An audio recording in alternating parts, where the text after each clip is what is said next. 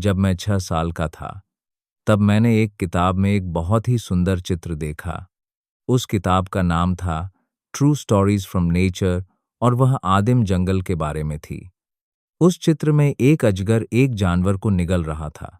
किताब में लिखा था, अजगर अपने शिकार को बिना चबाए पूरा निगल जाता है। उसके बाद वह हिल भी नहीं पाता और उसे पचाने के लिए 6 महीने तक सोता रहता है। मैंने जंगल के रोमांच के बारे में बहुत गहराई से सोचा। फिर रंगीन पेंसिल से मेहनत करके मैंने अपनी पहली ड्राइंग बनाई। यह मेरी ड्राइंग नंबर 1 थी। मैंने अपनी यह बेहतरीन ड्राइंग बड़ों को दिखाई और उनसे पूछा कि क्या यह उन्हें डराती है। लेकिन उन्होंने कहा, डर? कोई टोपी से क्यों डरेगा? मेरी ड्राइंग टोपी की नहीं थी। वह एक अजगर की थी, जो एक हाथी को पचा रहा था। लेकिन क्योंकि बड़े लोग इसे समझ नहीं पाए, मैंने एक और चित्र बनाया। इस बार मैंने अजगर का अंदर का हिस्सा बनाया ताकि वे साफ साफ देख सकें। उन्हें हमेशा हर चीज समझानी पड़ती है। इस बार बड़ों ने मुझे सलाह दी कि मैं अजगर की ड्राइंग छोड़ दूं और भूगोल, इतिहास, गणित और व्याकरण पर ध्यान दूं। इसी कारण मैंने 6 साल की उम्र में एक चित्रकार बनने का सपना छोड़ दिया। मेरी ड्राइंग नंबर 1 और 2 की असफलता ने मुझे निराश कर दिया।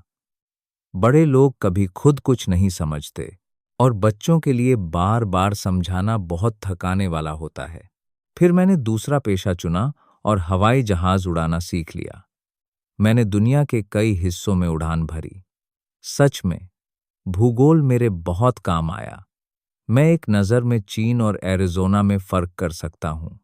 अगर कोई रात में रास्ता भटक जाए, तो यह ज्ञान बहुत काम आता है। अपने जीवन में मैंने बहुत से लोगों से मुलाकात की, जो खुद को बहुत महत्वपूर्ण बातें करने वाला समझते थे। मैं बड़ों के बीच ही रहा हूँ और उन्हें करीब से देखा है, लेकिन इससे उनके बारे में मेरी राय ज़्यादा अच्छी नहीं हुई। जब भी मुझे कोई समझदार व्यक्ति मिलता, मैं उसे अपनी ड्राइंग नंबर 1 दिखाता, जो मैंने हमेशा संभाल कर रखी थी। मैं देखना चाहता था कि क्या वह सच में समझदार है, लेकिन हर बार जवाब यही मिलता, यह तो एक टोपी है। फिर मैं उससे अजगर, जंगल या तारों के बारे में बात नहीं करता था। मैं उसके स्तर पर आ जाता था और उससे ताश, गोल्फ, राजनीति और टाई के बारे में बात करता था। तब वह बड़ा व्यक्ति बहुत खुश होता था कि उसे इतना समझदार आदमी मिला। इस तरह मैं अकेले जीवन जीता रहा। मुझे कोई ऐसा नहीं मिला जिससे मैं दिल से बात कर सकूं। फिर 6 साल पहले मेरा हवाई जहाज सहारा रेगिस्तान में दुर्घटनाग्रस्त हो गया।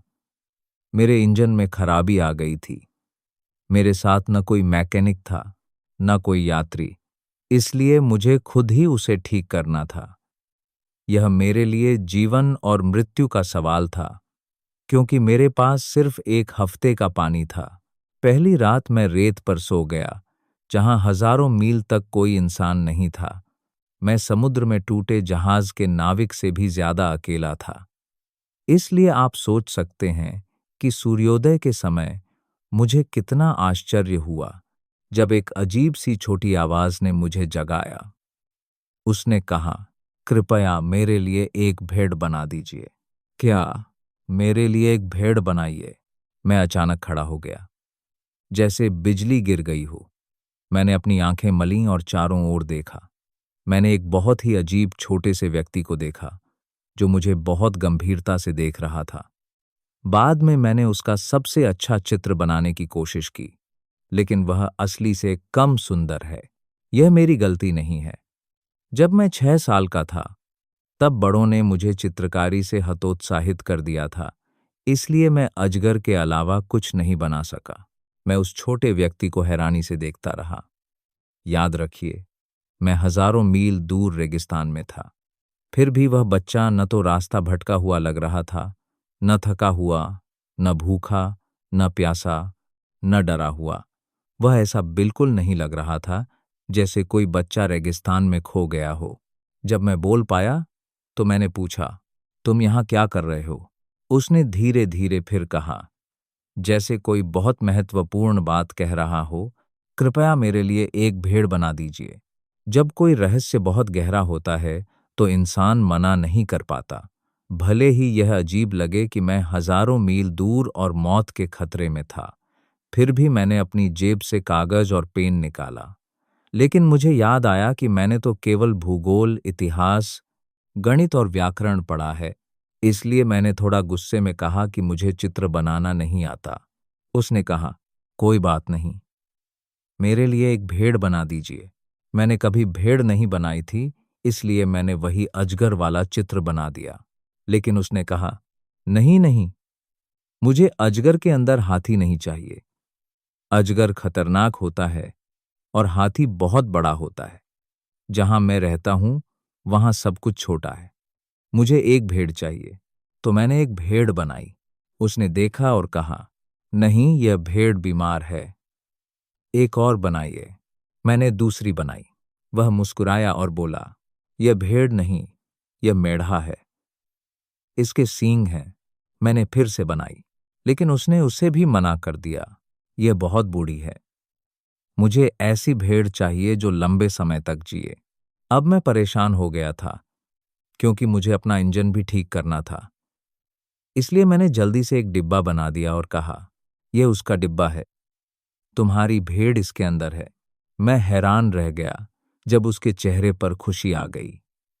उसने कहा, यह बिल्कुल वैसा ही है जैसा मैं चाहता था। क्या इस भेड़ को बहुत घास चाहिए? मैंने कहा, क्यों? उसने कहा, क्योंकि जहां मैं रहता हूं वहां सब कुछ छोटा है। मैंने कहा, उसके लिए काफी घास होगी, यह बहुत छोटी भेड़ है। उसने ध्यान से देखा और कहा, इतनी भी छोटी नहीं।